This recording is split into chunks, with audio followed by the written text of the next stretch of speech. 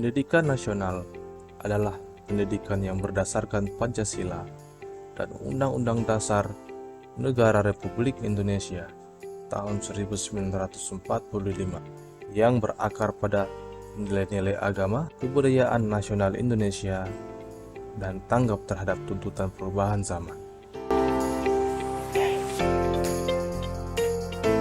Perintis sistem pendidikan nasional di Indonesia yaitu Budi Utomo dan Ki Hajar Dewantara.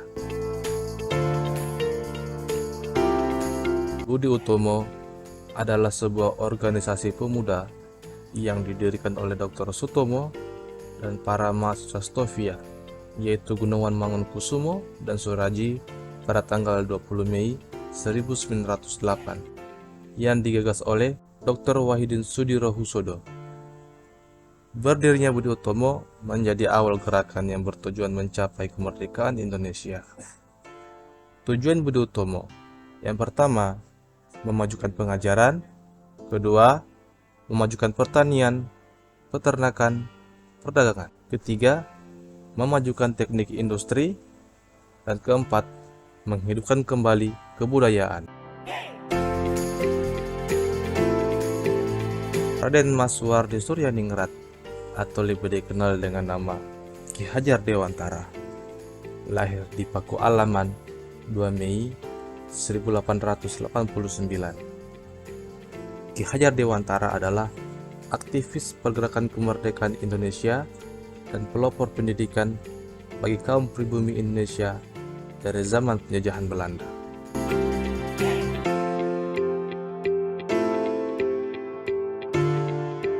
Perkembangan pendidikan nasional di Indonesia terjadi ketika sebelum kemerdekaan dan pasca kemerdekaan di Indonesia.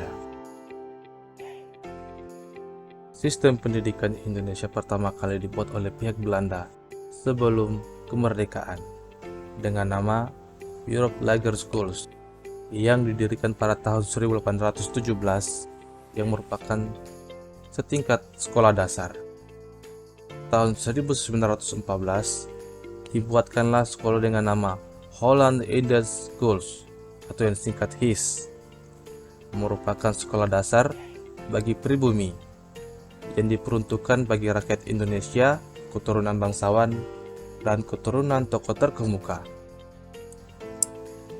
Di tahun 1908 pertama kali didirikan Holland Chinese School, yaitu sekolah yang dibuat oleh kolonial untuk anak keturunan Tionghoa yang ada di Hindia Belanda.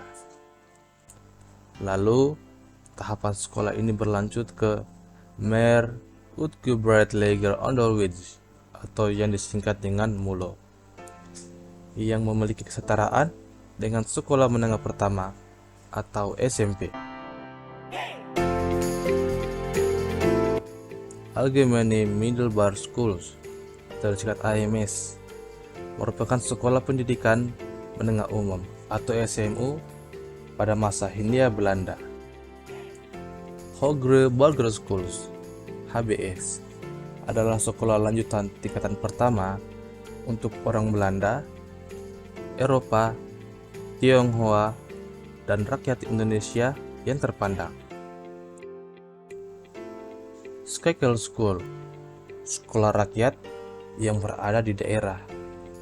Para murid yang lulus dari sekolah ini disamakan dengan lulusan HIS.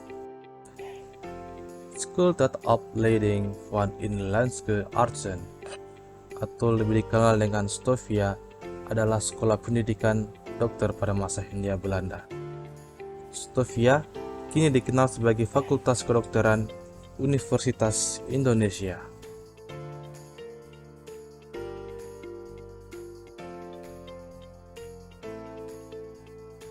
Pasca kemerdekaan, di tahun 1947, pemerintah membuat kurikulum pertama dengan nama Rencana Pendidikan. Kurikulum ini menekankan development conformism, yaitu menekankan pada pembentukan karakter rakyat Indonesia sebagai warga negara yang merdeka, berdaulat, dan memiliki derajat yang sejajar dengan bangsa-bangsa lainnya di dunia ini. Di tahun 1952 terjadilah pembaruan kurikulum dengan nama Rencana Pelajaran Terurai 1952.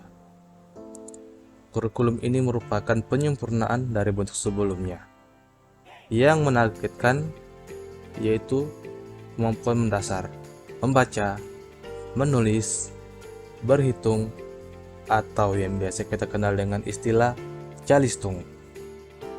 Di tahun 1964, kurikulum yang dipakai yaitu kurikulum rencana pendidikan. Ciri khas kurikulum ini adalah pemerintah menginginkan rakyat mendapat pengetahuan akademik untuk pembekalan pada jenjang SD, sehingga pembelajaran yang dipusatkan pada program Pancawardhana, yaitu pengembangan daya cipta, rasa, karsa, karya, dan moral.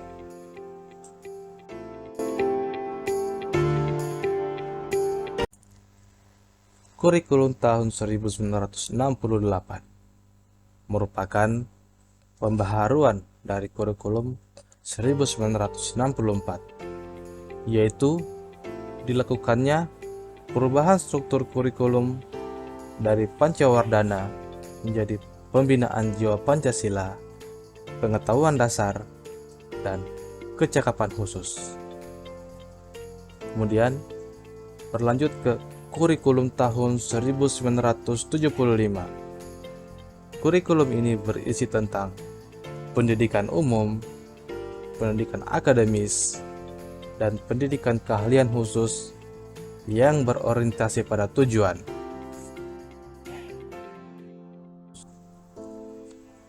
Kurikulum tahun 1984 yaitu mengusung pada proses skill average, yaitu metode pembelajaran menggunakan konsep CBSA, atau dengan kata lain, siswa menjadi subjek dalam pembelajaran karena siswa diberikan kesempatan untuk aktif secara fisik, mental, intelektual, dan emosional. Kurikulum tahun 1994. Kurikulum ini dibuat sebagai penyempurnaan dari kurikulum tahun 1984. Model pembelajaran yang dibuat ialah perubahan dari sistem semester ke sistem caturwulan. Kemudian, pembelajaran ini lebih menekankan materi pembelajaran yang cukup padat dan pendekatan penguasaan materi. Kurikulum tahun 2004 yang lebih dikenal dengan nama KBK, kurikulum berbasis kompetensi. Kurikulum ini mengandung 3 unsur pokok, yaitu pemilihan kompetensi sesuai spesifikasi, indikator-indikator evaluasi untuk menentukan keberhasilan pencapaian kompetensi, dan pengembangan pembelajaran.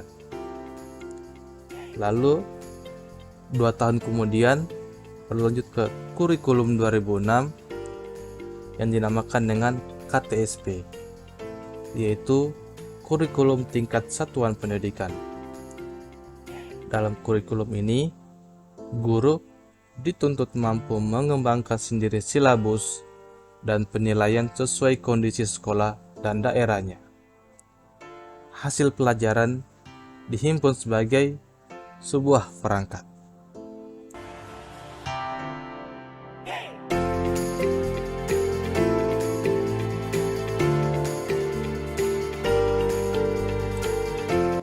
Kurikulum 2013, yang mana kurikulum ini bertujuan untuk mengembangkan potensi peserta didik agar memiliki kemampuan hidup sebagai pribadi dan warga negara yang beriman, produktif, kreatif, inovatif, dan afektif, serta mampu berkontribusi pada kehidupan masyarakat, berbangsa, bernegara, dan peradaban dunia.